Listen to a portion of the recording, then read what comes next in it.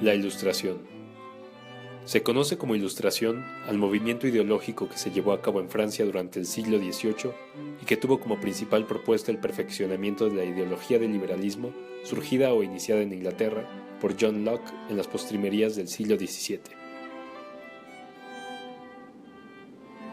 Antes de conocer los preceptos de ese liberalismo perfeccionado o ilustrado, debemos identificar el contexto histórico en el que se desarrolló ese cúmulo de ideas. Por lo tanto, vamos a hablar un poco de las condiciones políticas, económicas y sociales de Francia en el siglo XVIII. En la política, como forma de gobierno existía una monarquía absoluta, en donde se daba la concentración total del poder por parte del rey Luis XVI, situación que ya no era funcional en esos momentos por la amplia oposición del grupo social de la burguesía, que pedía mayor participación en las altas esferas del poder. En la economía, hubo un deterioro derivado de una mala administración de parte del rey y su corte, gastos excesivos y una nula apertura a la inversión privada, por lo que cada día se iban disminuyendo las posibilidades de crecimiento de la industria y el comercio, y se dependía más de una economía agrícola que ocasionaba ciclos de crisis por la pérdida de cosechas ante los embates climáticos como sequías e inundaciones o las plagas. La sociedad se encontraba muy dividida en estamentos, grupos sociales a los que se pertenece por herencia o por origen, que eran nobleza, clero y estado llano, en donde aquellas personas que integraban los primeros niveles gozaban de privilegios y eran los únicos con acceso a los puestos políticos.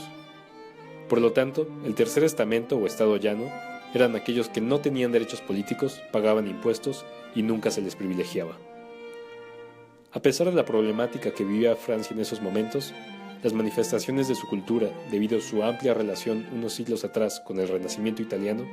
habían ocasionado contar con una academia brillante y productiva. Academia es el conjunto de instituciones educativas, científicas y artísticas que la mayoría de las sociedades instituye para analizar, estudiar y producir ideas y acciones que tienden a mejorar a la sociedad. Y en este caso, la Academia Francesa, en los momentos de crisis que vivía su país, dio resultados. Los académicos lograron analizar y comprender los principales problemas que aquejaban a la nación y con base en los conocimientos sobre el liberalismo inglés, establecieron una serie de propuestas para ser aplicadas en la política, economía y sociedad francesa,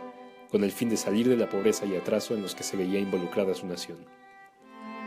Así pues, a continuación se tratará a grandes rasgos de establecer las principales propuestas de la Ilustración francesa,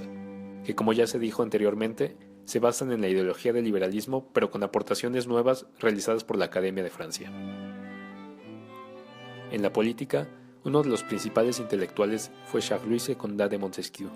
quien propuso en su obra El espíritu de las leyes la división de los poderes públicos en ejecutivo, legislativo y judicial para buscar un equilibrio en el mandato gubernamental y disminuir la posibilidad de abuso de autoridad en la que había caído el absolutismo. También en la política, François-Marie Arouet Voltaire, que en algunas de sus obras como Ensayo sobre las costumbres y el espíritu de las naciones, promovió el uso del sufragio o voto para elegir a los representantes de los poderes y fue un fiel creyente de la ley, por lo que abogó siempre por la igualdad de la justicia entre todos los ciudadanos. Por su parte, Jean-Jacques Rousseau, en su obra El contrato social, plantea que las sociedades establecen un contrato tácito entre gobernantes y gobernados.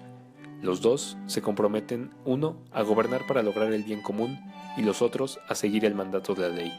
Si estos últimos no cumplen, el gobierno usará la fuerza pública para obligarlos. Pero si el gobernante no desempeña eficientemente sus funciones, los gobernados tendrán todo el derecho a sustituirlo. En la economía, la propuesta de los ilustrados fue darle continuidad y llevar a la práctica las aportaciones del economista escocés Adam Smith,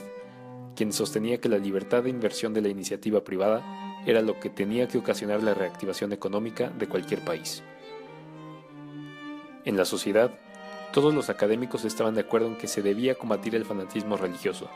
consideraban la ignorancia como un mal de las naciones y pedían que los hombres hicieran uso de su inteligencia y razonamiento en todo momento de sus vidas. Promovieron la tolerancia de culto, el establecimiento de una cultura laica, el desarrollo de la educación y la desaparición de las sociedades estamentales. Created using Powtoon.